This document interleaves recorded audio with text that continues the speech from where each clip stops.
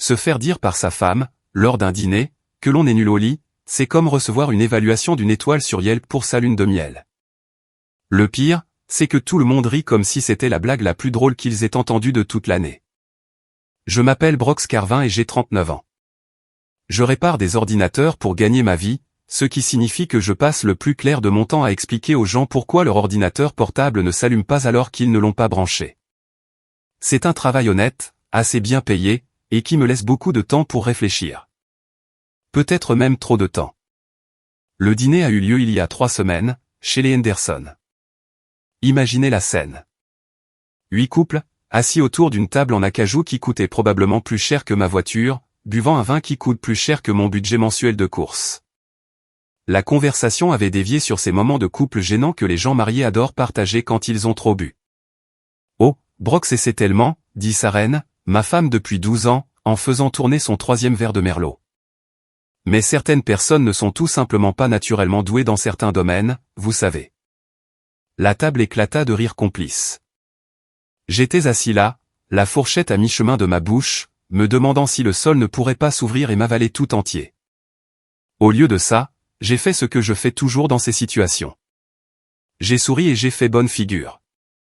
Eh bien, je me rattrape sur d'autres plans, ai-je dit, en essayant de garder une voix légère. Je peux débloquer une imprimante comme personne. D'autres rires. Même Saren a ri, bien que son rire ait eu une pointe d'amertume qui me tordit l'estomac. C'était il y a 3 semaines, et j'y pense encore. Pas parce que mes sentiments ont été blessés, même si c'était le cas. Non, j'y pense à cause de ce qui s'est passé quand nous sommes rentrés à la maison. Saren est allée directement sur son téléphone, envoyant un texto à quelqu'un pendant que je chargeais le lave-vaisselle. J'ai aperçu l'écran par-dessus son épaule. Il n'en a aucune idée. Le pauvre, il reste juste là et encaisse. Quand je lui ai demandé à qui elle écrivait, elle a dit que c'était son ami Mac du travail, partageant un fou rire à propos de la soirée. Ne t'inquiète pas, chérie, ce sont juste des conversations de filles. Mais voilà le truc quand on est marié à quelqu'un depuis 12 ans. On apprend à lire les signes. La façon dont elle incline son téléphone pour vous le cacher. La façon dont elle prend ses appels dans l'autre pièce. La façon dont elle a soudainement besoin d'aller à la salle de sport 5 fois par semaine, alors qu'avant elle se plaignait même d'aller jusqu'à la boîte aux lettres. J'ai commencé à faire attention. Saren travaille aux ressources humaines dans une agence de marketing de taille moyenne en centre-ville. Elle est douée pour son travail, qui consiste essentiellement à dire aux gens pourquoi ils ne peuvent pas faire les choses qu'ils veulent faire et à leur faire sentir de la gratitude pour l'explication. Elle a cette façon de sourire en annonçant de mauvaises nouvelles qui fait croire aux gens qu'elle est de leur côté, même en anéantissant leurs rêves. Elle est belle, aussi. Je dois le lui reconnaître. 37 ans, des cheveux auburn qui captent la lumière juste comme il faut et des yeux verts qui peuvent vous faire oublier votre propre nom quand elle veut quelque chose. Elle sait exactement à quel point elle est séduisante. Et elle n'a jamais hésité à s'en servir. Nous vivons à Millbrook Heights, une de ces villes du Midwest où tout le monde connaît les affaires de tout le monde, mais fait semblant que ce n'est pas le cas. Le genre d'endroit où le plus grand scandale est généralement quelqu'un qui se gare sur une place pour handicapés sans autorisation. Notre maison est sur Maple Street, une maison coloniale à 2 étages avec des volets blancs et un porche qui semble tout droit sorti d'un magazine. Parfaite en apparence, mais si vous regardez de plus près, vous pouvez voir la peinture s'écailler autour des cadres de fenêtres. Un peu comme notre mariage, maintenant que j'y pense. Le premier vrai signe que quelque chose n'allait pas est apparu 2 semaines après le dîner. Je travaillais tard dans mon bureau à domicile, essayant de réparer un crash de serveur pour l'un de mes clients, quand j'ai entendu Saren au téléphone dans la cuisine. Elle parlait avec cette voix basse et rauque qu'elle utilisait avec moi quand nous sortions ensemble. « J'ai hâte de te voir demain », disait-elle. « Ça fait trop longtemps. » Je me suis glissé jusqu'à l'embrasure de la porte et j'ai écouté. Non, il ne se doutera de rien. Il est complètement naïf. Tu aurais dû le voir à la fête des Henderson, juste assis là pendant que tout le monde se moquait de lui. Mes mains se sont serrées en poing. J'ai eu envie de faire irruption dans cette cuisine et d'exiger de savoir à qui elle parlait, mais quelque chose m'a retenu. Peut-être la lâcheté. Ou peut-être la partie de mon cerveau qui gère les problèmes informatiques qui s'est activée. Quand on dépanne un système, on ne commence pas à arracher les câbles. On recueille d'abord des informations. Alors, j'ai recueilli. Le lendemain matin, j'ai vérifié notre facture de téléphone portable en ligne. Saren avait envoyé des SMS à quelqu'un avec un numéro en 555 environ 50 fois par jour le mois dernier. Les appels avaient généralement lieu quand j'étais au travail ou sous la douche. De longs appels, 20 ou 30 minutes à chaque fois. J'ai fait une recherche inversée du numéro. Il appartenait à un certain Lucius Grant. Avant de nous plonger plus profondément dans cette histoire, j'ai une petite requête. Veuillez vous abonner, laisser un like, commenter et appuyer sur ce bouton « Hype » pour booster cette chaîne afin que plus de gens puissent découvrir ces incroyables histoires de Reddit. Lucius, Luc, Grant. Je connaissais ce nom. C'était un agent immobilier en ville. Un de ces types qui mettent leur visage sur les abribus et les chariots de supermarché.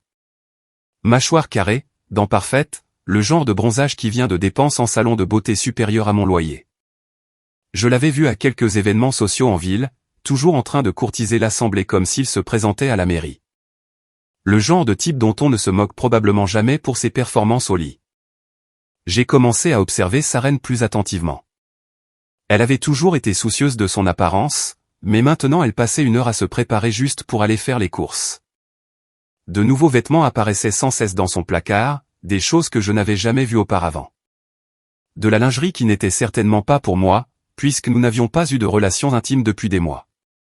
D'où vient ça, ai-je demandé un soir, en tenant un ensemble en dentelle rouge qui avait encore son étiquette. Oh, ce vieux truc, dit-elle sans lever les yeux de son magazine. Je l'ai depuis une éternité. L'étiquette disait le contraire. Ça venait de Victoria's Secret. Acheté 3 jours plus tôt pour 97 $. Je le sais parce que j'ai vérifié notre relevé de carte de crédit. L'abonnement à la salle de sport était un autre indice. Saren s'est inscrite à Filife en centre-ville, l'endroit cher avec le bar à jus et les entraîneurs personnels qui semblent sortis de la couverture d'un magazine de fitness. Elle n'avait jamais montré d'intérêt pour l'exercice auparavant, mais soudain, elle y était tous les jours après le travail, restant parfois jusqu'à 21 ou 22 heures. Je me remets vraiment en forme, m'a-t-elle dit, en contractant son bras pour montrer des muscles nettement plus dessinés qu'auparavant. Tu devrais venir avec moi un de ces jours. J'ai même envisagé de le faire, jusqu'à ce que je passe devant Filife un soir et que je la vois sortir avec Luc Grant. Ils ne se tenaient pas la main ou quoi que ce soit d'évident, mais il y avait quelque chose dans leur façon de marcher ensemble, dans la façon dont elle riait à quelque chose qu'il disait, qui me serra la poitrine. Cette nuit-là, j'ai pris une décision. Si Saren me trompait, j'allais le découvrir avec certitude. Et si c'était le cas, eh bien, je trouverais quoi faire. Je ne suis pas le genre de type à prendre des décisions hâtives. Quand un système informatique plante, on ne se met pas à supprimer des fichiers au hasard en espérant que ça arrange les choses. On analyse le problème, on identifie la source, puis on le répare méthodiquement. Mon mariage était en train de s'effondrer, et j'avais l'intention de le déboguer de la même manière. L'occasion s'est présentée le samedi suivant. Saren a annoncé qu'elle allait faire du shopping avec son ami Jordi du travail. Quelque chose à propos de trouver une robe pour la fête de Noël du bureau. Elle serait partie tout l'après-midi. Dès que sa voiture a quitté l'allée, j'étais à l'étage dans notre chambre, en train d'ouvrir son ordinateur portable. Saren n'est pas particulièrement douée en technologie, ce qui a joué en ma faveur. Son mot de passe était notre anniversaire de mariage, et son navigateur était configuré pour tout mémoriser. Ses emails, ses comptes de réseaux sociaux, même ses SMS synchronisés depuis son téléphone. Il m'a fallu environ 10 minutes pour trouver ce que je cherchais. Le dossier de mai intitulé « Personnel » contenait 6 mois de correspondance avec Luc. Ça a commencé assez innocemment, avec des messages sur des annonces immobilières et les tendances du marché. Saren l'avait apparemment contacté pour éventuellement vendre notre maison et en acheter une plus grande. Mais dès la 3e semaine, le ton avait changé. « Merci de m'avoir montré ces propriétés hier », disait un email. J'ai particulièrement apprécié notre visite privée de la chambre principale de la maison de Riverside. Vous savez certainement comment faire en sorte qu'une maison se sente comme un foyer. Sa réponse, le plaisir était pour moi. J'adorerais vous montrer d'autres propriétés bientôt. Peut-être pourrions-nous dîner ensuite pour discuter de vos options. Ça a empiré à partir de là. Beaucoup, empiré. Au 4e mois, il ne faisait même plus semblant de parler d'immobilier. Les messages étaient remplis de blagues privées et de références à des rendez-vous dans des hôtels dont je n'avais jamais entendu parler. Il y avait des photos aussi, du genre qui m'a fait fermer l'ordinateur portable d'un coup sec et m'éloigner. Mais je n'avais pas encore fini. Le pire m'attendait encore dans son application de calendrier. Le 24 décembre, le réveillon de Noël, avait une seule entrée. Dernière nuit avec elle. Il est temps de mettre fin à cette mascarade. J'ai fixé cette entrée pendant un long moment, essayant de comprendre ce que cela signifiait. Dernière nuit, mettre fin à cette mascarade. Prévoyait-elle de me quitter ou prévoyait-elle quelque chose de complètement différent? Mon téléphone a vibré. C'était un SMS de ma vieille amie, Lyra Ventry, quelqu'un dont je n'avais pas eu de nouvelles depuis plus d'1 an. Salut l'étranger. Je viens de revenir en ville. J'ai entendu dire que tu étais toujours à Millbrook Heights. Tu veux qu'on prenne un café pour se raconter nos vies? Lyra. Voilà un nom que je ne m'attendais pas à revoir. Nous avions été amis à l'université, le genre d'amitié qui aurait pu se transformer en quelque chose de plus si l'un de nous avait eu le courage de faire le premier pas. Elle s'était engagée dans l'armée après avoir obtenu son diplôme et avait passé les 15 dernières années à parcourir le monde. Aux dernières nouvelles, elle était en poste quelque part en Europe. Bien sûr, ai-je répondu par SMS. Quand et où? Demain, 14h. Au Grain Coffee sur Main Street. J'ai des choses que je pense que tu devrais savoir. Des choses que je devrais savoir. C'était une façon intéressante de le formuler. J'ai fermé l'ordinateur portable de Saren et je suis descendu pour attendre qu'elle rentre de sa virée shopping avec Jordi. Quand elle a franchi la porte 3 heures plus tard, elle ne portait qu'un seul petit sac d'un magasin dont je n'avais jamais entendu parler. Tu as trouvé quelque chose d'intéressant, ai-je demandé. Juste quelques trucs, a-t-elle dit, sans me regarder dans les yeux. Rien de spécial. Elle est montée prendre une douche et je l'ai entendue fredonner dans la salle de bain. C'était une chanson que je ne reconnaissais pas, mais elle avait l'air plus heureuse qu'elle ne l'avait été depuis des mois. Cette nuit-là, allongée dans le lit à côté de ma femme depuis 12 ans, j'ai fixé le plafond en pensant à cette entrée de calendrier. Le 24 décembre était encore dans 3 semaines, mais quelque chose me disait que je n'avais pas beaucoup de temps. Quoi que Saren prépare, quelle que soit cette dernière nuit, je devais y être prêt. J'ai toujours été doué pour résoudre les problèmes. C'est ce que je fais dans la vie, après tout. Mais ce n'était pas un serveur en panne ou un disque dur corrompu. C'était ma vie, mon mariage, tout ce que j'avais construit au cours des 12 dernières années. Et j'allais le réparer, d'une manière ou d'une autre. La question était, jusqu'où étais-je prêt à aller? Revoir Lyra après toutes ces années, c'était comme remonter dans le temps, sauf que tout avait changé. Elle m'attendait au Grain Coffee quand je suis arrivé, assise dans une banquette d'angle, le dos au mur. De vieilles habitudes de l'armée, je suppose. Elle était belle, plus que belle en fait. Les années avaient été clémentes avec elle, lui ajoutant une confiance et une force qui n'étaient pas là à l'université. Ses cheveux sombres étaient plus courts maintenant, et il y avait des rides autour de ses yeux qui parlaient d'expérience plutôt que d'âge.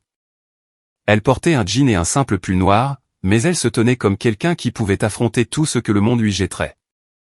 Brox, dit-elle en se levant pour me serrer dans ses bras. Tu n'as pas changé d'un poil. Menteuse, ai-je dit, mais je souriais. Tu es fantastique. La vie militaire t'a réussi. Nous nous sommes assis et elle m'a étudié avec ses yeux bleus perçants dont je me souvenais si bien. Tu as l'air fatigué, dit-elle. Et inquiet. Qu'est-ce qui se passe? J'avais prévu d'aborder la conversation en douceur, peut-être de rattraper le temps perdu avant d'en venir à la vraie raison de ma présence, mais quelque chose dans la franchise de Lyra a balayé tout ça. Ma femme me trompe, ai-je dit. Elle a hoché la tête comme si ce n'était pas une surprise. Avec Luke Grant. J'ai failli m'étouffer avec mon café. Comment tu, je suis de retour en ville depuis 2 semaines, dit-elle. J'entends des choses. Les petites villes, tu sais, les gens parlent. Quel genre de choses? Lyra se pencha en avant, baissant la voix. Le genre de choses qui m'ont donné envie de contacter un vieil ami. Brox, tout le monde est au courant. Toute la ville en parle. Tout le monde, sauf toi apparemment. Ça a fait mal, mais j'ai essayé de ne pas le montrer. Que disent-ils? Que ta femme se moque de toi depuis des mois.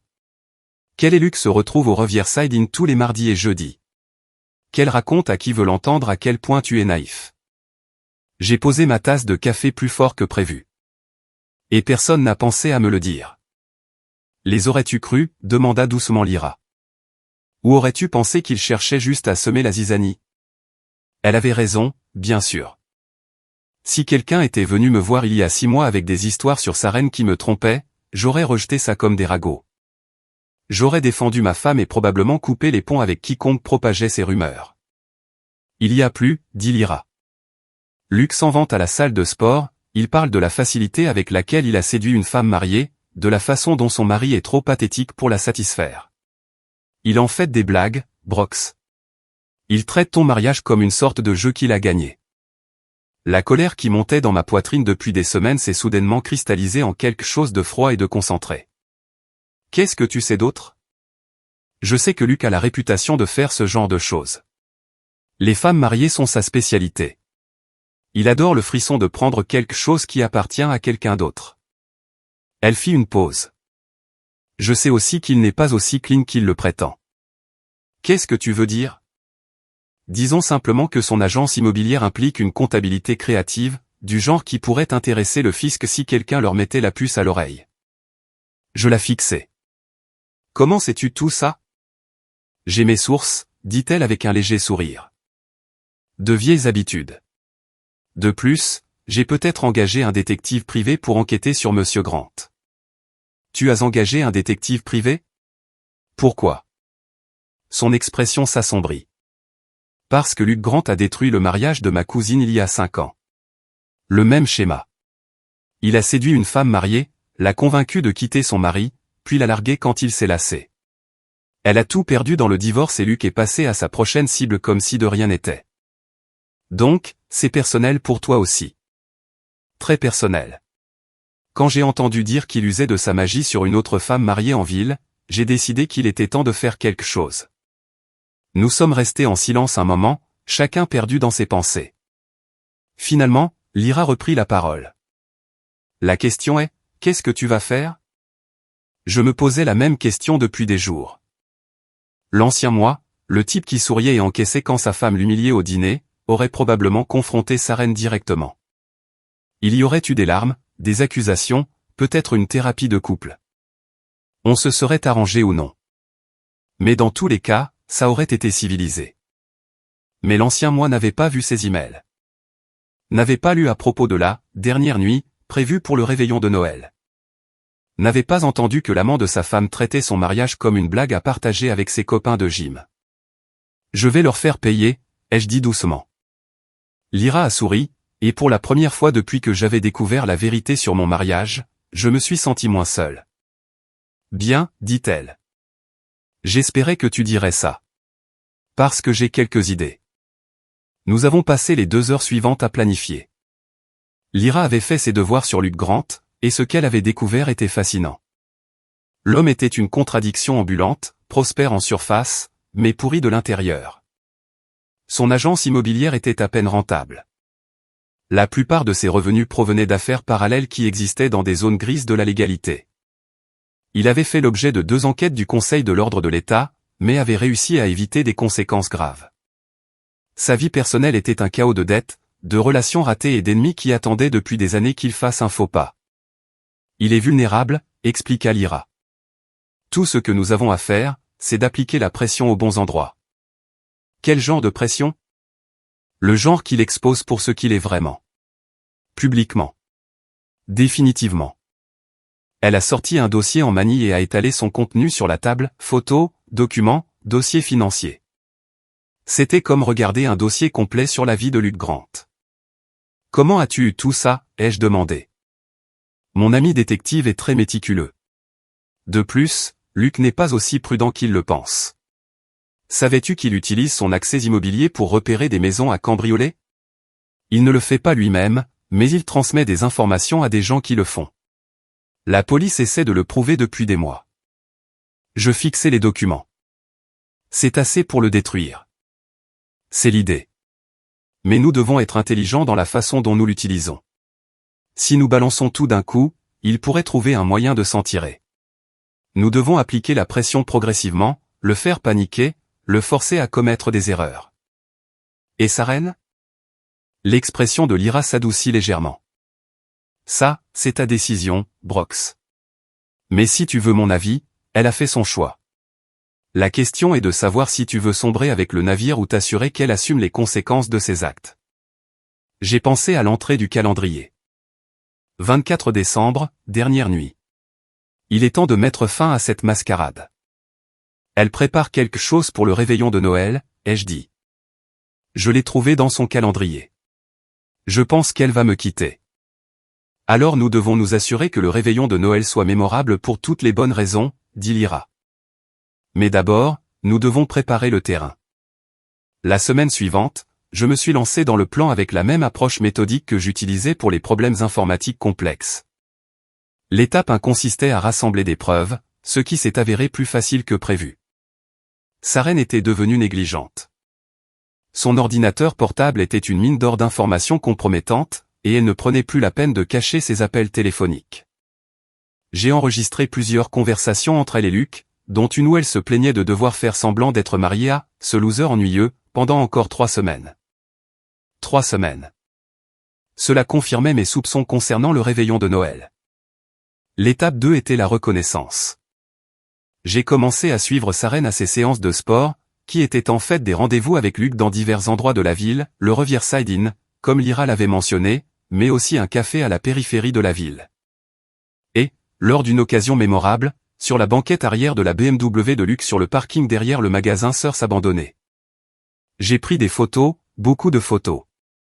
L'étape 3 était la guerre psychologique. J'ai commencé petit. J'ai laissé des indices subtils que je savais plus de choses que je ne le laissais paraître. J'ai mentionné avoir vu Luc en ville dans des contextes qui rendaient Saren nerveuse. J'ai parlé du Riverside Inn dans une conversation anodine. J'ai posé des questions pointues sur sa routine à la salle de sport. Alors, comment ça se passe avec cet entraîneur personnel, ai-je demandé un soir au dîner. Quel entraîneur personnel, a répondu Saren, sans me regarder. Celui dont tu avais parlé. Luc quelque chose. Je n'ai jamais parlé d'un entraîneur personnel nommé Luc. HM, j'ai du mal à entendre. Mais elle était déstabilisée. Je le voyais dans sa façon de vérifier son téléphone, dans sa façon de commencer à prendre ses appels dehors même quand il gelait. Pendant ce temps, Lyra travaillait de son côté. Elle avait trouvé un emploi au café où Luc aimait tenir ses rendez-vous d'affaires, ce qui lui donnait accès à toutes sortes d'informations intéressantes. Elle a appris ses problèmes financiers, son problème de jeu, et son habitude de promettre aux clients des choses qu'il ne pouvait pas tenir. Il vit sur du temps emprunté, m'a-t-elle dit lors d'une de nos séances de planification. Son entreprise perd de l'argent et il a des dettes envers les mauvaises personnes. C'est probablement pour ça qu'il est si concentré sur ta femme en ce moment. Il cherche quelqu'un pour s'occuper de lui. Qu'est-ce que tu veux dire? Pense-t-il directrice des ressources humaines à succès, belle maison, revenus stables. S'il peut la convaincre de te quitter et de prendre la moitié de tes biens dans le divorce, il est tranquille pour un moment. Les pièces du puzzle commençaient à s'assembler. Il ne s'agissait pas seulement d'attirance ou d'ennui. Luc menait une arnaque au long cours et Saren en était la cible, ce qui rendait ce qui s'est passé ensuite encore plus satisfaisant. Je travaillais tard dans mon bureau un soir quand j'ai entendu Saren au téléphone dans la cuisine. Elle parlait à quelqu'un, sa voix basse et urgente. Il commence à avoir des soupçons, disait-elle. Hier, il a posé des questions sur toi, il a spécifiquement utilisé ton nom. Une pause pendant que Luc répondait. Non, je ne pense pas qu'il sache avec certitude, mais il n'est pas aussi stupide qu'on le pensait. On va peut-être devoir avancer notre calendrier. Une autre pause. Le réveillon de Noël est encore dans 3 semaines. On ne peut pas le faire plus tôt? Je me suis rapproché de la porte de la cuisine, le cœur battant. D'accord, dit finalement Saren. Mais si ça tourne mal, s'il découvre tout avant, je ne tomberai pas avec toi. Je nierai tout. Elle a raccroché et est restée là un moment, fixant son téléphone. Puis elle s'est retournée et m'a vu debout dans l'embrasure de la porte. Oh, dit-elle, la main sur la poitrine. Tu m'as fait peur. Depuis quand es-tu là? Je viens d'arriver, ai-je menti doucement. À qui tu parlais? Jordi du travail. Elle a des problèmes avec son copain. Ça avait l'air sérieux. Oui, eh bien, les hommes peuvent être compliqués. Elle est passée à côté de moi en direction des escaliers. Je vais me coucher. Je l'ai regardé partir, puis j'ai sorti mon propre téléphone et j'ai envoyé un SMS à Lyra. Ils deviennent nerveux. Il est temps de monter la pression. Sa réponse est revenue immédiatement. Déjà fait. Demain va être intéressant. Je ne savais pas ce qu'elle avait prévu, mais je commençais à comprendre que Lyra Ventry n'était pas quelqu'un que l'on voulait comme ennemi. Quoi qu'elle ait appris dans l'armée, cela l'avait transformée en une adversaire redoutable. Luc Grant et ma femme étaient sur le point de le découvrir à leurs dépens. Le lendemain matin, je me suis réveillé pour trouver Sarène déjà partie. Elle avait laissé un mot disant qu'elle avait une réunion tôt et qu'elle rentrerait tard. Rien d'inhabituel, sauf que lorsque j'ai vérifié nos relevés de carte de crédit en ligne, j'ai vu qu'elle avait fait un achat dans un magasin de lingerie la veille. Plus de munitions pour le dossier que j'étais en train de constituer.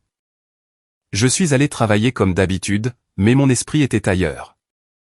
Tout s'accélérait maintenant, se dirigeant vers une sorte de confrontation que je ne pouvais pas encore tout à fait voir. Mais je la sentais venir, comme un orage qui se forme à l'horizon. Mon téléphone a sonné vers midi. C'était Lyra. « Retrouve-moi au Grain Coffee dans 1 heure, dit-elle. Et apporte ton appareil photo. Tu vas vouloir immortaliser ça. » Le café était plus bondé que d'habitude quand je suis arrivé, mais Lyra avait réussi à obtenir la même banquette d'angle où nous avions parlé pour la première fois. Elle portait des lunettes de soleil sombre et une casquette de baseball baissée sur les yeux, comme si elle essayait de ne pas être reconnue. « Pourquoi ce déguisement ?» ai-je demandé en m'asseyant en face d'elle. « Je ne veux pas être vue, dit-elle. Pas encore. Dans environ 10 minutes, ta femme et son petit ami vont entrer par cette porte pour leur réunion habituelle du mardi. Ils pensent être discrets, mais ils viennent ici chaque semaine à la même heure depuis 1 mois. J'ai regardé ma montre. Il était 13h47. Comment sais-tu qu'ils seront là? Parce que j'ai suivi leurs habitudes. Luc est une créature de routine et Sarène n'est pas aussi intelligente qu'elle le pense. Lyra a fait glisser un petit appareil sur la table.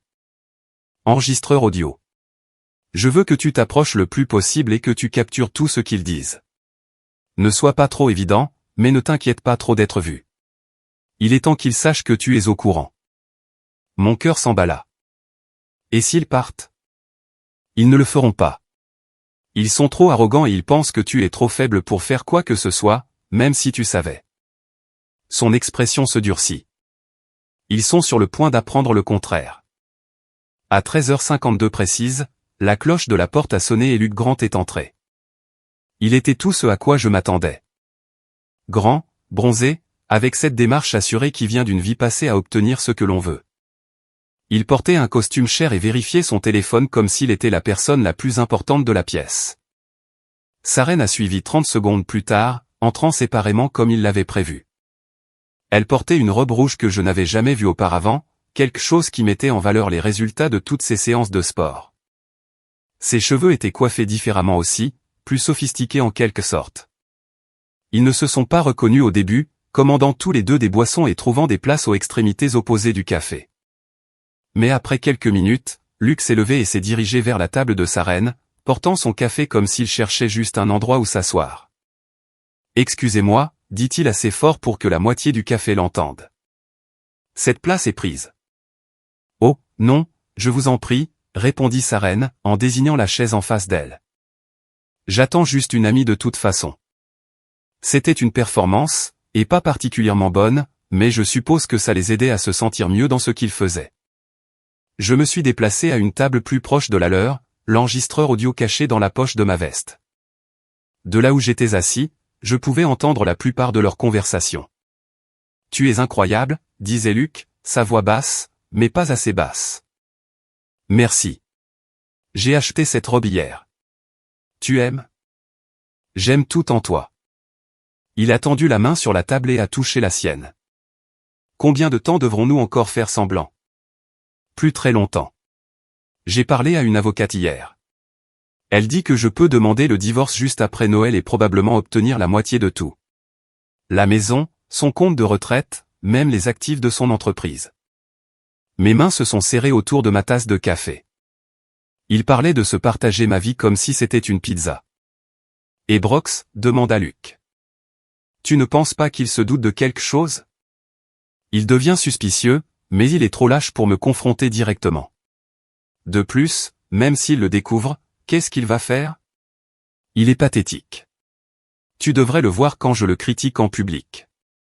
Il reste juste là et encaisse comme un chien battu. Luke a ri. Pauvre gars. Ça me ferait presque de la peine pour lui. Presque. Ne gaspille pas ta pitié. Il a eu 12 ans pour être l'homme dont j'avais besoin, et il a échoué.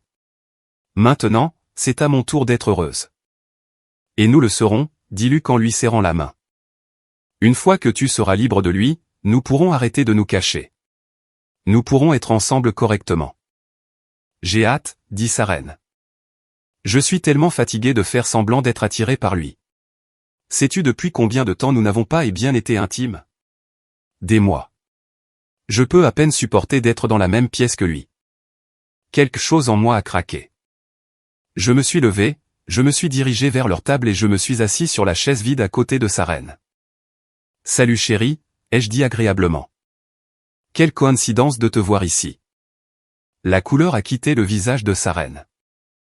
Luke avait l'air d'avoir été giflé. Brox, balbutia Saren. Qu'est-ce que tu fais ici? Je prends un café, comme toi. Je me suis tourné vers Luke et j'ai tendu la main. Vous devez être l'ami que ma femme attendait. Je suis Brox Carvin. Luke a hésité, puis m'a serré la main. Sa poignée était ferme, probablement plus forte que la mienne, mais sa paume était moite. Luke Grant, dit-il. Nous discutions juste de quelques opportunités immobilières. Vraiment? Parce qu'on aurait dit que vous discutiez de mon compte de retraite. Le silence qui a suivi était assourdissant. D'autres clients commençaient à nous regarder, sentant le drame dans l'air. Saren s'est ressaisie la première, passant en mode gestion de crise. Brox, tu es paranoïaque. Luke m'aide à examiner des propriétés d'investissement. Je t'ai dit que je voulais diversifier notre portefeuille. C'est drôle, ai-je dit en sortant mon téléphone. Parce que selon nos relevés bancaires, tu as dépensé notre argent en lingerie et en chambre d'hôtel plutôt qu'en investissement. Je leur ai montré l'écran, qui affichait un détail des achats récents de Saren. Je l'avais préparé ce matin-là, en organisant tout par date et lieu. Tu as suivi mes dépenses. La voix de Saren montait, attirant plus d'attention. C'est notre compte joint, chérie. J'ai tout à fait le droit de savoir où va notre argent. Je me suis tourné vers Luke. Surtout quand il est dépensé en cadeau pour le petit ami de ma femme. Luke a commencé à se lever. Je pense que je devrais y aller. Asseyez-vous, ai-je dit, et quelque chose dans ma voix l'a fait obéir. Nous n'avons pas fini de parler. Brox, dit Saren, sa voix prenant ce ton conciliant qu'elle utilisait quand elle essayait de manipuler quelqu'un. Je pense qu'il y a eu un malentendu. Luke et moi ne sommes que des amis. Des amis qui se retrouvent dans des hôtels 2 fois par semaine? Nous n'avons jamais, j'ai sorti un dossier en manie et j'ai étalé plusieurs photographies sur la table. Saren et Luke entrant au Riverside Inn. Saren et Luke s'embrassant sur le parking derrière l'ancien magasin Sears. Saren et Luke dans ce qui semblait être une conversation très intime dans ce même café. Je documente votre amitié depuis des semaines, ai-je dit calmement. Une documentation très complète. Luke fixait les photos comme si elles allaient le mordre. Tu nous as fait suivre. Je l'ai fait moi-même, en fait. C'est incroyable ce qu'on peut accomplir quand on s'y met. Saren regardait autour du café, réalisant que tout le monde nous observait maintenant. Son image si soigneusement entretenue s'effondrait en temps réel. « Qu'est-ce que tu veux ?» demanda-t-elle doucement. « Je veux que vous arrêtiez de me mentir, ai-je dit. Tous les deux. Je suis au courant de la liaison. Je suis au courant de vos plans pour le réveillon de Noël. Je suis au courant de l'avocate du divorce. Je sais tout. » Luke a finalement retrouvé sa voix. « Écoute, mec.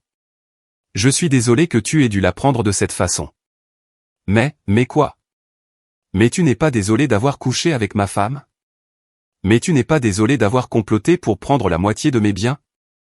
Mais tu n'es pas désolé de traiter mon mariage comme une sorte de blague à partager avec tes copains de gym? Son visage est devenu pâle. Comment savais-tu ça? Je sais beaucoup de choses, Luc. Je suis au courant de tes problèmes financiers. Je suis au courant de tes dettes de jeu.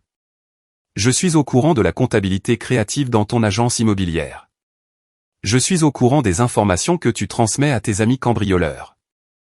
Maintenant, il avait l'air vraiment effrayé.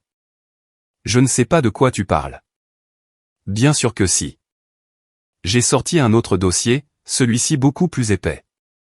Relevés bancaires, journaux d'appel, déclarations de témoins. Incroyable ce qu'un bon détective privé peut dénicher quand il s'y met. Lyra avait été occupée. Le dossier contenait suffisamment de preuves pour enterrer Luc Grande professionnellement et personnellement. Fraude financière, escroquerie à l'assurance, complot en vue de commettre un cambriolage. C'était comme un best-of de la criminalité en col blanc. Qu'est-ce que tu veux? Demanda Luc, faisant écho à la question de sa reine.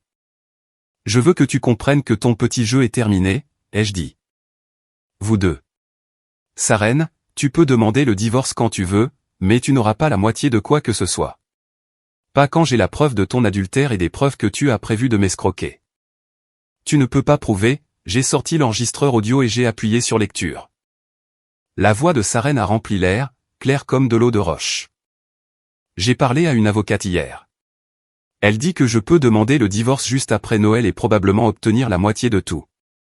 Plusieurs personnes aux tables voisines nous regardaient ouvertement maintenant, certaines tenant leur téléphone pour enregistrer la confrontation. Et Luc, ai-je continué, tu vas mettre fin à cette liaison immédiatement. Tu vas rester loin de ma femme, et tu vas prier pour que je ne décide pas de partager ce que je sais sur tes pratiques commerciales avec les autorités. Tu me menaces.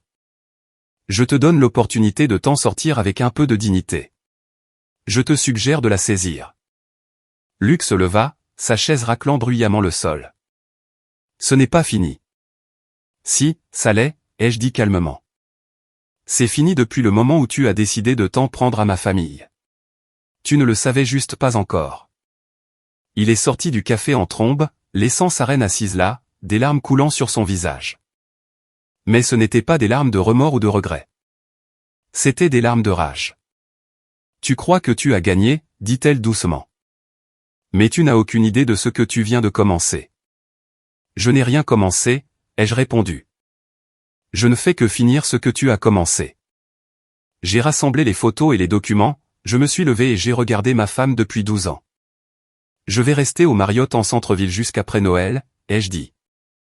Quand tu seras prête à discuter des termes de notre divorce comme des adultes, tu sais où me trouver. Mais Sarène, la prochaine fois que tu voudras m'humilier en public, souviens-toi de ce moment. Souviens-toi de ce que ça fait quand les rôles sont inversés. Je suis sorti de ce café en me sentant plus léger que je ne l'avais été depuis des mois. Derrière moi, je pouvais entendre le bourdonnement des conversations alors que les autres clients discutaient de ce qu'ils venaient de voir. Le soir, l'histoire serait connue de toute la ville, ce qui était exactement ce que je voulais. Dehors, Lyra attendait près de ma voiture, ne se donnant plus la peine de porter les lunettes de soleil et la casquette de baseball. « Comment ça s'est passé ?» demanda-t-elle. « Mieux que prévu, ai-je dit. Ils savent que je suis au courant, et ils savent que j'ai des preuves. Mais je ne pense pas qu'ils vont t'abandonner si facilement. »« Bien, » dit-elle avec un sourire à la fois beau et terrifiant. « J'espérais qu'ils voudraient se battre. Ça va rendre leur destruction beaucoup plus satisfaisante. » En partant, j'ai aperçu Sarène dans mon rétroviseur. Elle était toujours assise à cette table, entourée de badauds curieux, son image parfaite en ruine. Mais quelque chose me disait que ce n'était que le début. La guerre avait véritablement commencé. Le lendemain matin, je me suis réveillé dans ma chambre d'hôtel avec 17 appels manqués et 43 SMS, la plupart de Sarène. Les messages ont commencé par des excuses, puis sont devenus colériques, avant de devenir carrément menaçants. Le dernier, envoyé à 3h47 du matin, disait simplement « Tu vas le regretter ».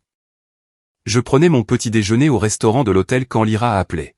« Allume la chaîne 7, dit-elle sans préambule. J'ai trouvé une télévision dans le hall de l'hôtel et j'ai mis l'émission matinale locale. Le présentateur interviewait quelqu'un hors champ à propos d'une confrontation publique choquante dans un café local qui fait parler toute la ville. Ce quelqu'un s'est avéré être Mag, l'ami de Sarène du travail. Elle déformait l'histoire avec force, me dépeignant comme un mari contrôlant et abusif qui avait pris sa femme innocente en embuscade et menacé un homme d'affaires local. Saren est dévastée, disait Mag, en s'épongeant les yeux avec un mouchoir. Elle essaie de régler les choses avec Brox depuis des mois, mais sa jalousie et sa paranoïa sont devenues complètement incontrôlables. L'incident d'hier n'est que le dernier exemple de son comportement de plus en plus erratique. Je devais admirer la stratégie. Anticiper l'histoire, contrôler le récit, me faire passer pour le méchant. C'était exactement ce que j'aurais fait à sa place.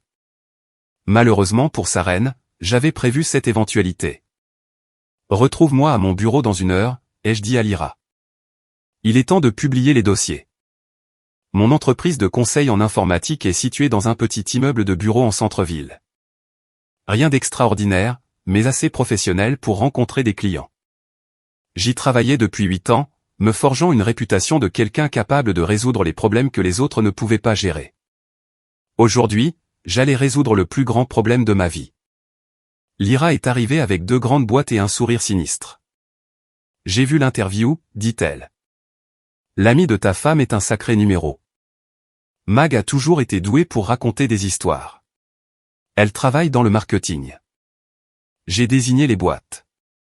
S'il te plaît, dis-moi que c'est ce que je pense. Dossier financier complet de Luc Grant sur les 5 dernières années. Relevé bancaire, déclaration de revenus, transactions commerciales, tout y est. Plus les relevés téléphoniques, la correspondance par email et les photos de surveillance.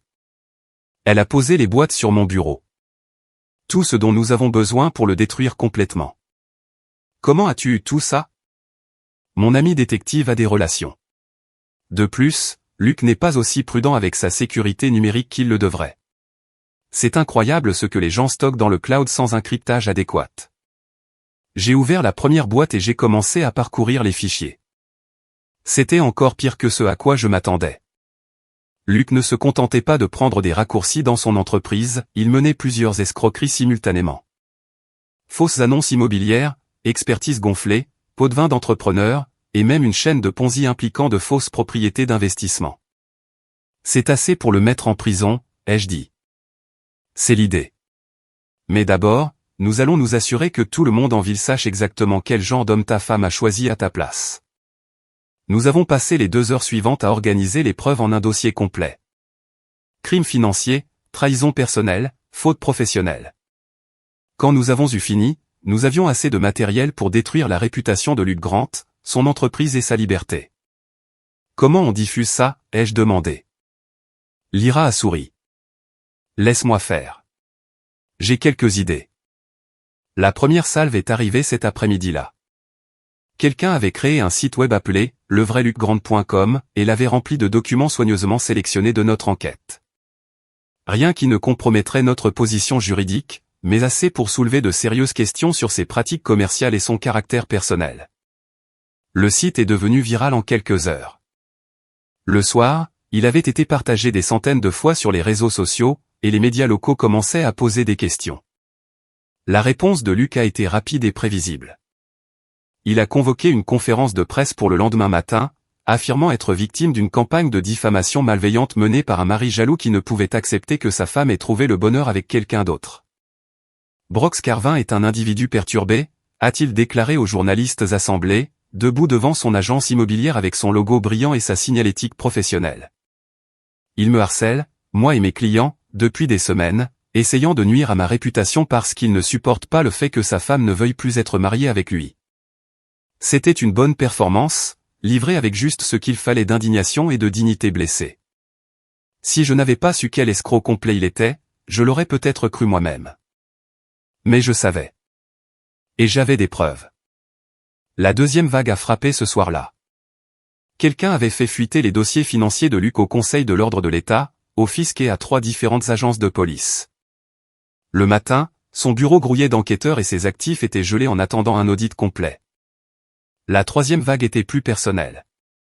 Des photos haute résolution de Luc et Saren ensemble sont apparues sur toutes les plateformes de médias sociaux de la ville, ainsi que des enregistrements audio de leurs conversations sur le fait de divorcer de moi et de prendre la moitié de mes biens. Les enregistrements étaient édités pour supprimer tout contenu potentiellement illégal, mais ils ne laissaient aucun doute sur la nature de leurs relations ou leurs intentions. Saren a tenté de riposter, affirmant que les enregistrements étaient faux et les photos truquées, mais les preuves étaient trop accablantes et sa crédibilité était déjà ruinée. Le coup de grâce est venu d'une source inattendue, les autres petites amies de Luc.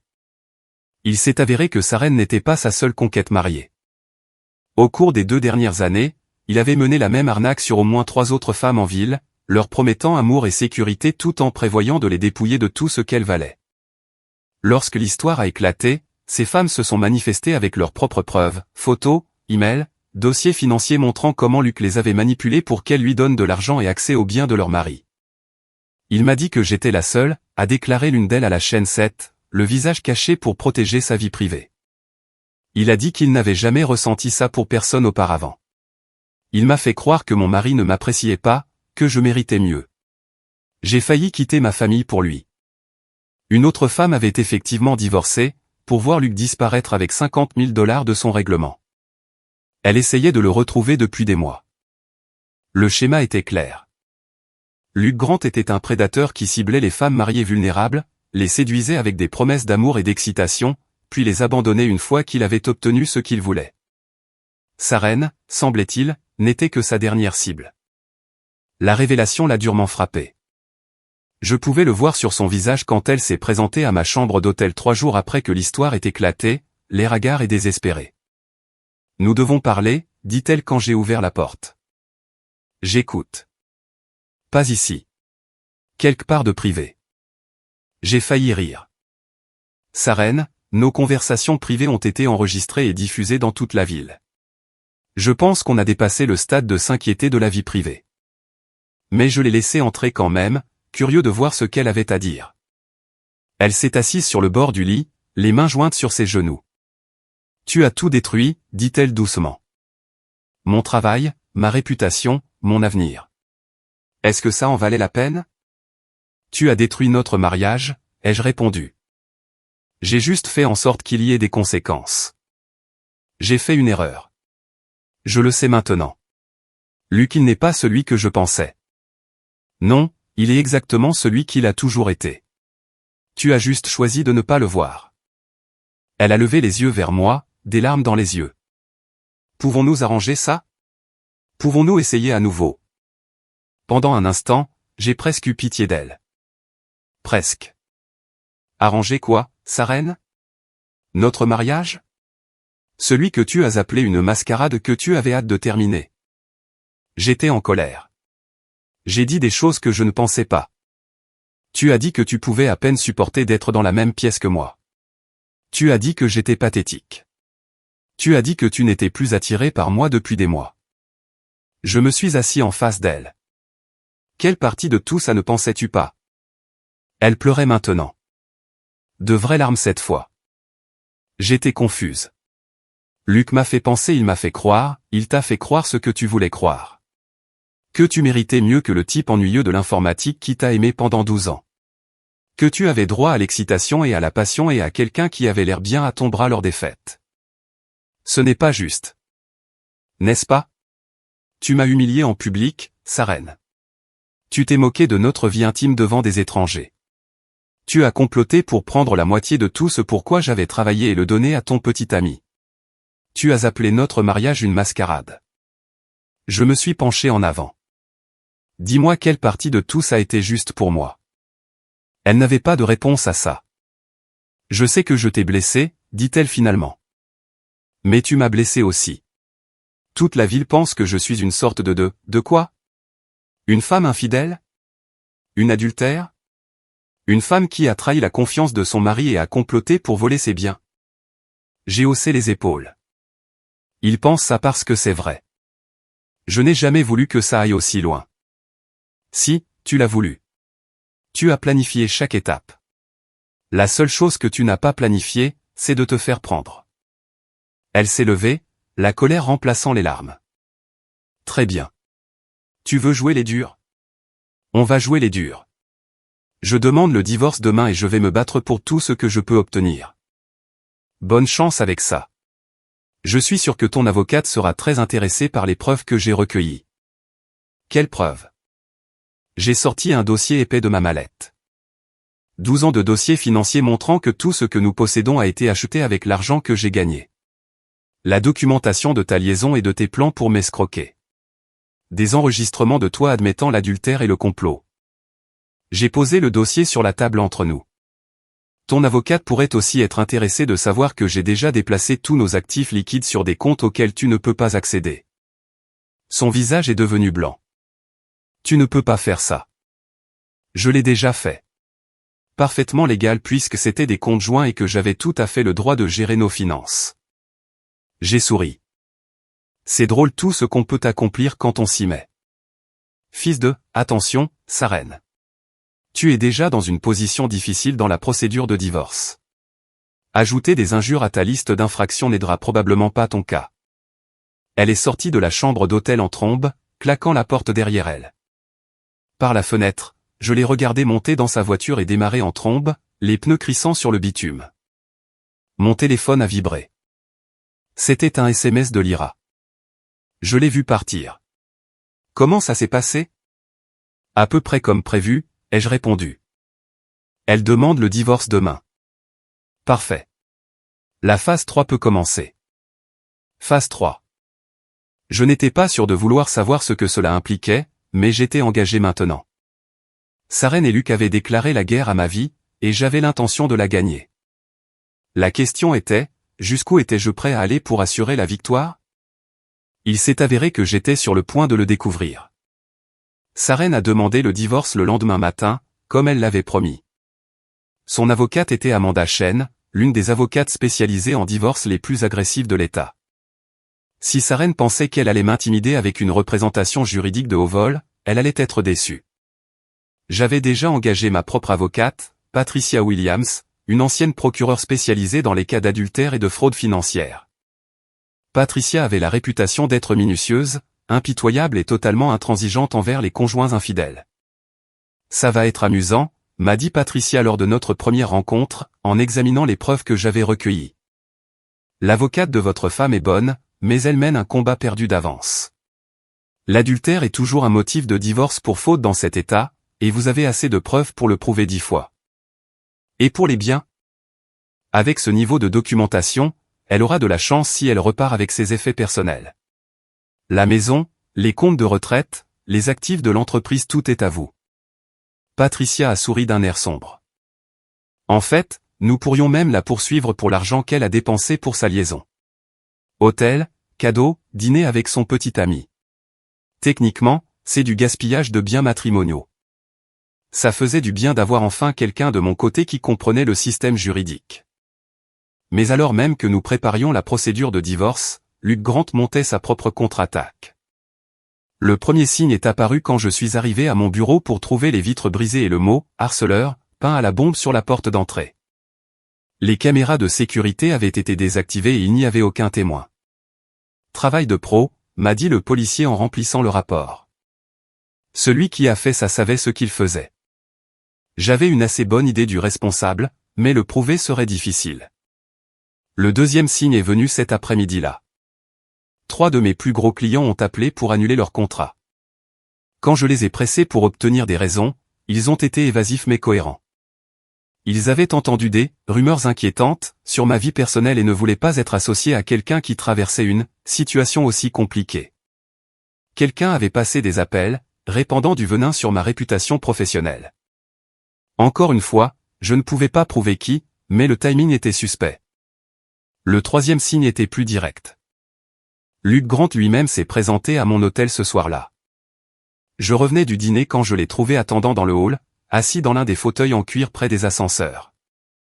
Il avait l'air différent de la confrontation au café. Plus dur, plus dangereux. Nous devons parler, dit-il en se levant à mon approche. Je ne pense pas que nous ayons quoi que ce soit à nous dire. Je pense que si. Il s'est déplacé pour bloquer mon chemin vers les ascenseurs. Tu as été bien occupé cette semaine. Site web, fuite de documents, appel à mes clients. Travail très méticuleux. Je ne vois pas de quoi tu parles. Bien sûr que si. La question est, qu'est-ce qu'il faudra pour que tu arrêtes?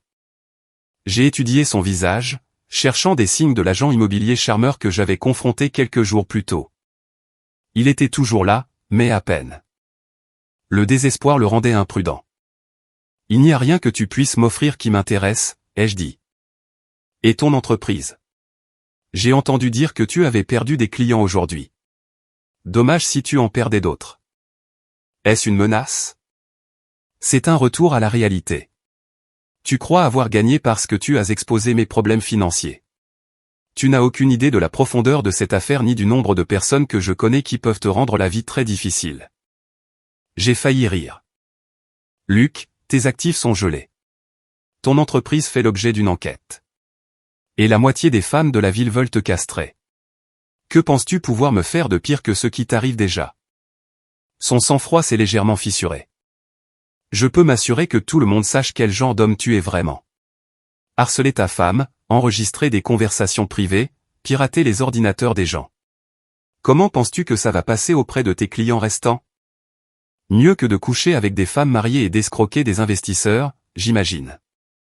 Tu te crois si malin, dit-il en se rapprochant. Mais tu n'as aucune idée de ce à quoi tu as affaire. Je joue à ce jeu depuis bien plus longtemps que toi. Quel jeu? La survie. Et je suis très bon à ça. Avant que je puisse répondre, la sécurité de l'hôtel est apparue. Deux grands hommes en blazer se déplaçant avec la démarche déterminée de professionnels. Y a-t-il un problème ici? Demanda l'un d'eux. Pas de problème, dit Luc en reculant. J'étais sur le point de partir. Il se dirigea vers la sortie, puis se retourna pour me regarder. Ce n'est pas fini, dit-il. Si, ça l'est, ai-je répondu. Tu ne le sais juste pas encore. Après son départ, je suis monté dans ma chambre et j'ai appelé Lyra. Luc vient de me menacer, lui ai-je dit. Je pense qu'il devient désespéré. Bien. Les gens désespérés font des erreurs. Sa voix était calme, presque satisfaite. Quel genre de menace? Il s'en prend à mon entreprise. Ça m'a déjà coûté 3 clients, probablement plus à venir. Il a aussi laissé entendre qu'il avait des relations et qui pourraient me rendre la vie difficile. Quel genre de relations? Il n'a pas précisé, mais étant donné ce que nous savons de ses pratiques commerciales, je suppose que ce ne sont pas le genre de personnes qui déposent des plaintes auprès de la chambre de commerce. Il y eut une longue pause. Quand Lyra a repris la parole, sa voix avait changé, plus froide. Brox, je veux que tu fasses une valise et que tu quittes cet hôtel ce soir. Pourquoi? Parce que si Luc fait appel à une aide extérieure, cet hôtel n'est plus sûr. Trop de voies d'entrée et de sortie, trop de gens qui n'ont rien à y faire. Où suis-je censé aller? Chez moi. J'ai une chambre d'amis, et ma sécurité est meilleure que celle du Marriott. 1 heure plus tard, je suivais la voiture de Lyra dans une partie de la ville que je n'avais jamais vue auparavant. Elle vivait dans un quartier d'entrepôt reconverti, le genre d'endroit où les artistes et les entrepreneurs de la tech vont pour trouver des espaces bon marché et des murs en briques authentiques. Son immeuble faisait 4 étages avec des fenêtres industrielles et un système de sécurité qui aurait impressionné une installation gouvernementale. Elle a dû utiliser 3 clés différentes et un scanner d'empreintes digitales juste pour nous faire entrer. Qu'est-ce que c'est que cet endroit? Ai-je demandé alors que nous prenions l'ascenseur jusqu'au dernier étage. Chez moi, dit-elle simplement. Son appartement était une révélation. 200 mètres carrés d'espace ouvert avec des poutres apparentes, des sols en béton poli et des fenêtres du sol au plafond donnant sur la ville. Il était décoré avec une précision militaire, lignes épurées, mobilier minimaliste, tout à sa place. Mais c'est le mur de moniteurs et d'équipements informatiques qui a vraiment attiré mon attention. Lyra, ai-je dit lentement. Qu'est-ce que tu faisais exactement dans l'armée? Renseignement, dit-elle en posant mon sac. Surveillance électronique, analyse de données, opération de contre-espionnage. 20 ans à apprendre à trouver des informations que les gens ne veulent pas qu'on trouve. Et maintenant? Maintenant, je suis consultante privée. J'aide les gens à résoudre des problèmes qui nécessitent des compétences spécialisées. Je fixais la batterie de moniteurs. Chacun affichait différents flux de données. Tu m'as surveillé? J'ai surveillé tout le monde impliqué dans cette situation. Luc, Saren, leurs amis, leurs associés. Le savoir, c'est le pouvoir, Brox. Et le pouvoir est la seule chose qui compte dans une guerre. C'est ça, ce que c'est? Une guerre? Elle se tourna pour me faire face, et pour la première fois depuis que je la connaissais, elle avait l'air complètement sérieuse. C'est devenu une guerre au moment où Luc t'a menacé ce soir. Jusqu'à présent, nous jouions à des jeux, exposer ses crimes, l'embarrasser publiquement, lui rendre la vie difficile. Mais s'il fait appel à des gros bras, s'il passe à l'intimidation physique, alors nous devons aussi intensifier. Qu'est-ce que ça veut dire? Ça veut dire qu'on arrête de jouer en défense et qu'on passe à l'attaque. Ça veut dire qu'on ne se contente pas de détruire sa réputation et son entreprise. On le détruit complètement. J'ai pensé à cette confrontation dans le hall de l'hôtel. Le calcul froid dans les yeux de Luc. Que proposes-tu? La guerre totale. Nous utilisons tout ce que nous avons, tout ce que nous savons, tout ce que nous pouvons trouver. Nous n'arrêtons pas tant qu'il n'est pas en prison et que Saren n'a plus rien. Et s'il riposte? Lyra a souri, et c'était l'expression la plus terrifiante que j'ai jamais vue. Alors ils apprendront pourquoi il ne faut jamais commencer une bagarre avec quelqu'un qui a de meilleures armes que vous. Cette nuit-là, allongé dans la chambre d'amis de Lyra, j'ai fixé le plafond et j'ai essayé de digérer tout ce qui s'était passé. Il y a 3 semaines, j'étais un consultant informatique ennuyeux avec une femme infidèle et un mariage brisé. Maintenant, je vivais dans l'appartement d'une experte en surveillance, planifiant la destruction complète de 2 personnes qui m'avaient trahi. L'ancien Brox aurait été horrifié. L'ancien Brox aurait essayé de trouver une solution pacifique, un moyen de résoudre le conflit sans détruire personne. Mais l'ancien Brox n'avait jamais été menacé dans un hall d'hôtel par le petit ami de sa femme. L'ancien Brox n'avait jamais vu son entreprise sabotée ou sa réputation attaquée. L'ancien Brox était parti, et je n'étais pas sûr qu'il me manquait. Mon téléphone a vibré. C'était un SMS d'un numéro inconnu. Lâche l'affaire ou la prochaine fois ce ne sera pas que tes fenêtres. J'ai fait une capture d'écran du message et l'ai envoyé à Lyra. Sa réponse est revenue immédiatement. Parfait. Maintenant, nous avons la preuve de menaces criminelles. Demain, on termine ça. J'ai fermé les yeux et j'ai essayé de dormir, mais mon esprit tournait à plein régime. Demain, c'était le 23 décembre. Le réveillon de Noël était le lendemain. La date que Saren avait marquée sur son calendrier comme la dernière nuit. Quoi qu'elle ait Luc ait prévu pour le réveillon de Noël, ça n'allait pas se passer comme il l'avait prévu. Parce que maintenant, j'avais mes propres plans. Le matin du réveillon de Noël se leva gris et froid, avec une promesse de neige dans l'air. Je me suis réveillé dans la chambre d'amis de Lyra avec l'odeur du café et le son des claviers cliquant dans la pièce principale. Lyra était déjà habillée et travaillait sur sa batterie de moniteur, ses doigts volant sur plusieurs claviers simultanément. Elle avait l'air d'être debout depuis des heures. « Bonjour », dit-elle sans détourner le regard des écrans. Le café est dans la cuisine. On a beaucoup à faire aujourd'hui. Je me suis versé une tasse et je me suis approché pour voir sur quoi elle travaillait. Les moniteurs affichaient un éventail étourdissant d'informations, relevés bancaires, journaux d'appel, flux de caméras de sécurité, publications sur les réseaux sociaux. Qu'est-ce que je regarde? La phase finale, dit-elle. Aujourd'hui, on met un terme à tout ça. L'un des écrans montrait un flux en direct de ce qui semblait être un parking souterrain. Je pouvais voir la BMW de Luc garée sur l'une des places. Tu surveilles sa voiture? Je surveille tout. Sa voiture, son appartement, son bureau, même sa salle de sport. Je veux savoir où il est à chaque seconde aujourd'hui. Pourquoi? Parce que ce soir, c'est le réveillon de Noël, et d'après le calendrier de ta femme, ce soir était censé être spécial. Je veux m'assurer que ce soit mémorable pour toutes les bonnes raisons. Un autre écran montrait des SMS entre Saren et quelqu'un étiqueté, AC, probablement son avocate, Amanda Chen.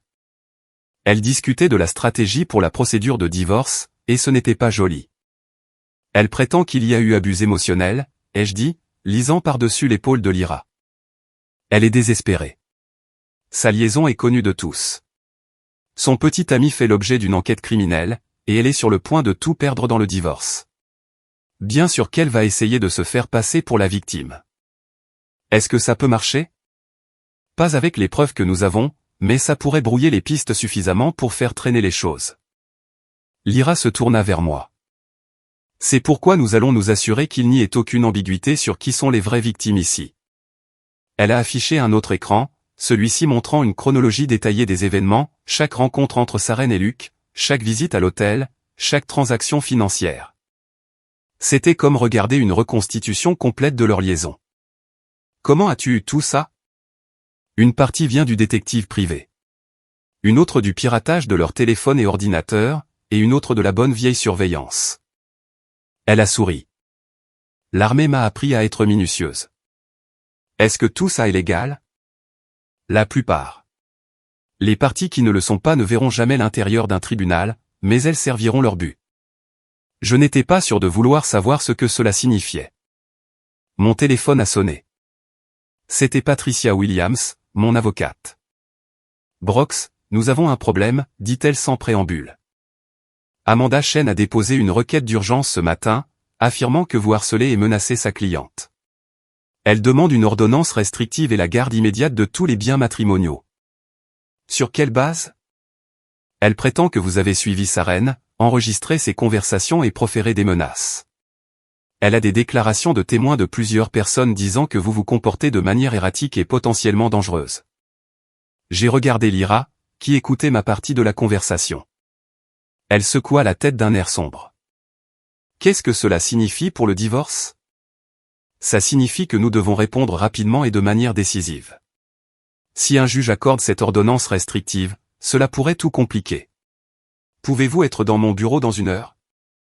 J'y serai. Après avoir raccroché, Lyra tirait déjà des dossiers d'un classeur. Ils essaient d'inverser les rôles, dit-elle. Faire de toi l'agresseur et de Saren la victime. Un coup classique quand on est pris la main dans le sac. Peuvent-ils y arriver? Pas avec ce que nous avons, mais nous devons être intelligents dans notre réponse. Elle me tendit un dossier épais. Apporte ça à ton avocate. Il contient tout ce dont elle a besoin pour détruire la requête d'Amanda Chen. J'ai ouvert le dossier et j'ai trouvé des dizaines de documents. Des dossiers financiers montrant les dépenses de Saren pour sa liaison, des enregistrements de ses conversations avec Luc, même des photos de surveillance d'eux ensemble dans divers endroits. C'est assez pour prouver qu'elle ment surtout, ai-je dit. C'est assez pour prouver bien plus que ça. Regarde la page 15. J'ai tourné à la page indiquée et j'ai trouvé un relevé bancaire montrant un gros retrait de notre compte d'épargne commun 3 jours plus tôt. 50 000 $ transférés sur un compte que je ne reconnaissais pas. Elle a déplacé de l'argent, ai-je dit. Elle a essayé de cacher des actifs avant la procédure de divorce. C'est un crime dans cet état. Le sourire de Lyra était glacial. Ta femme vient de commettre un crime, et nous avons la preuve pour le prouver. J'ai passé les 2 heures suivantes au bureau de Patricia Williams, examinant les preuves et préparant notre réponse à la requête d'Amanda Chen. Patricia était impressionnée par la minutie de la documentation. C'est le dossier le plus complet que j'ai jamais vu, dit-elle. La personne qui a compilé ça sait ce qu'elle fait. Une amie avec des compétences spécialisées, ai-je dit. Eh bien, votre amie vient de sauver votre mariage, je veux dire, votre divorce.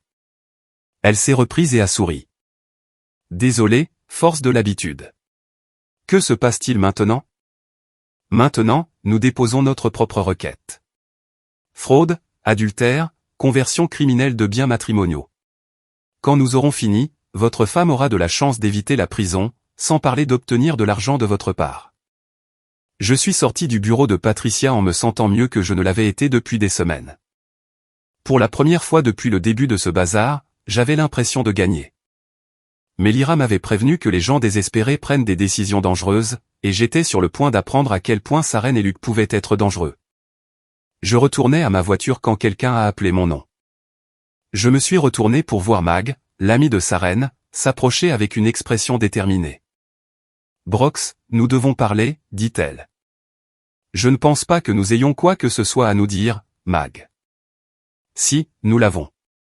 Tu es en train de détruire la vie d'une femme innocente, et ça doit cesser. J'ai failli rire. Innocente? Ton ami a commis l'adultère, a prévu de m'escroquer et ment à ce sujet depuis des mois. Quelle partie de tout ça te semble innocente? Elle a fait une erreur. Une seule erreur. Ça ne te donne pas le droit de ruiner toute sa vie. Une erreur, Mag? Elle me trompe depuis 6 mois. Elle a prévu de divorcer et de prendre la moitié de tout ce que je possède. Elle m'a humilié en public et a qualifié notre mariage de mascarade. Ce n'est pas une erreur. C'est un schéma de trahison. Mag s'est approché, baissant la voix. Tu te crois si juste, mais tu n'es pas parfait non plus. Je sais des choses sur toi, Brox. Des choses qui changeraient la façon dont les gens voient cette situation. Quel genre de choses? Le genre qui montre que tu n'es pas la victime innocente que tu prétends être. Je la fixai, essayant de comprendre de quoi elle parlait. Puis j'ai compris. Tu pêches à la ligne, ai-je dit. Tu ne sais rien. Tu espères juste que j'avouerai quelque chose qui aidera le cas de sa reine. Son expression a confirmé mes soupçons. Belle tentative, Mag, mais ce n'est pas moi qui ai trompé. Ce n'est pas moi qui ai menti. Et ce n'est pas moi qui suis sur le point de tout perdre à cause de mes propres choix. Je me suis éloigné, la laissant plantée sur le trottoir. Mais la rencontre m'a dérangé plus que je ne voulais l'admettre. Si Mag m'approchait directement, cela signifiait que sa reine devenait désespérée. Et les gens désespérés ne font pas que des erreurs, ils prennent des décisions dangereuses. J'ai appelé Lyra depuis la voiture. On a peut-être un problème, ai-je dit, et je lui ai raconté la rencontre avec Mag. Intéressant. Ils essaient de trouver un levier contre toi. Ça suggère qu'ils préparent quelque chose de plus grand que la simple requête légale. Quel genre de quelque chose? Je ne sais pas encore, mais je pense que nous devrions accélérer notre calendrier. Quoi que nous comptions faire, nous devrions le faire ce soir. Qu'est-ce que tu avais en tête? Retrouve-moi à l'appartement. Il est temps de te montrer sur quoi j'ai vraiment travaillé. Quand je suis retourné chez Lyra, elle avait transformé la pièce principale en ce qui ressemblait à un centre de commandement militaire. Plusieurs écrans montraient différents endroits de la ville, et elle avait des cartes et des photographies imprimées étalées sur toutes les surfaces. Qu'est-ce que c'est que tout ça? Ça, dit-elle, c'est la façon dont nous allons mettre fin à cette guerre, une fois pour toutes. Elle s'est dirigée vers le plus grand moniteur, qui montrait le plan d'un bâtiment. Ce soir, c'est le réveillon de Noël, dit-elle. D'après le calendrier de ta femme, ce soir était censé être la dernière nuit de sa liaison avec Luc. Je pense qu'ils prévoyaient de célébrer leur victoire avant qu'elle ne demande le divorce. Où ça? Au Riverside Inn. Le même endroit où ils se retrouvent depuis des mois. Luc a réservé la suite Pantouse pour ce soir sous un faux nom, mais j'ai suivi la carte de crédit qu'il a utilisée. Donc, ils passent une dernière soirée romantique. Qu'est-ce que ça a à voir avec nous? Le sourire de Lyra était prédateur. Parce qu'ils ne seront pas seuls. Elle a affiché un autre écran montrant des listes d'invités, des registres de réservation et ce qui ressemblait à des listes d'invitations pour un événement. J'ai invité quelques personnes à se joindre à eux, dit-elle.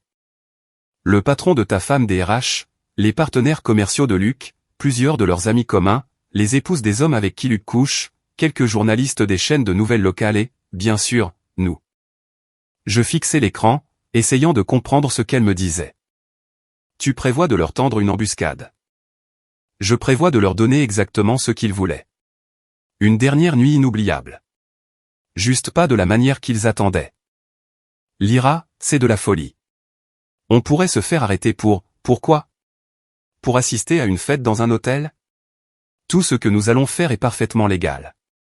Nous allons juste nous assurer que leurs célébrations privées deviennent très publiques. Elle m'a montré les invitations qu'elle avait envoyées, chacune soigneusement conçue pour faire croire au destinataire qu'il était invité à un événement légitime. Le patron de sa reine pensait assister à une fonction de travail. Les journalistes pensaient couvrir une collecte de fonds caritative. Les autres épouses pensaient aller à une fête de fin d'année. Quand ils se présenteront tous au même moment et au même endroit, expliqua Lyra, et quand ils verront ce que sa reine et Luc font vraiment là-bas, la vérité éclatera de manière très spectaculaire. Et s'ils ne viennent pas? Ils viendront. Je me suis assuré que chaque invitation contienne quelque chose auquel ils ne peuvent pas résister. Le patron de sa reine pense qu'il va obtenir une promotion. Les journalistes pensent qu'ils obtiennent une histoire exclusive. Les autres épouses pensent qu'elles vont rencontrer le partenaire commercial de leur mari. Je devais admettre que c'était brillant. Compliqué, risqué, mais brillant. Quel est mon rôle dans tout ça? Tu seras là pour assister à l'humiliation finale de ta femme et pour t'assurer qu'elle comprenne que les actions ont des conséquences. Et ensuite? Ensuite, nous rentrerons chez nous et nous laisserons le système judiciaire finir ce que nous avons commencé. D'ici demain matin, tout sera terminé. J'ai regardé autour du centre de commandement, tous ces écrans et cartes et détails soigneusement planifiés. Il y a 3 semaines, j'étais un consultant informatique ennuyeux qui voulait juste que sa femme arrête de le tromper. Maintenant, je planifiais ce qui équivalait à une opération militaire pour détruire la vie de 2 personnes. L'ancien Brox aurait été horrifié. Le nouveau Brox était prêt à finir cette guerre. Quand partons-nous, ai-je demandé. Lyra a regardé sa montre. Dans 2 heures. Juste assez de temps pour se préparer pour le jugement final. Alors que le soleil se couchait sur le réveillon de Noël, je me suis retrouvé à m'habiller pour ce qui pourrait être la nuit la plus importante de ma vie. Dans quelques heures, tout serait fini. Saren serait exposée, Luke serait terminé, et j'aurais enfin la justice que je cherchais. La seule question était, serais-je capable de vivre avec ce que nous étions sur le point de faire? J'imagine que j'étais sur le point de le découvrir.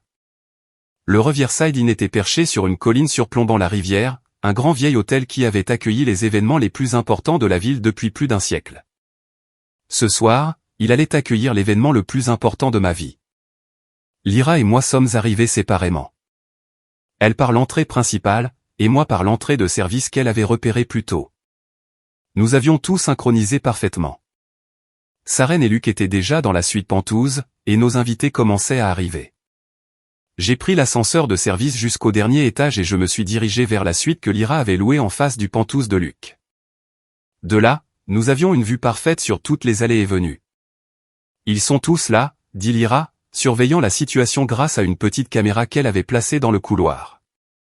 Le patron de Saren vient d'arriver et les journalistes s'installent dans le hall.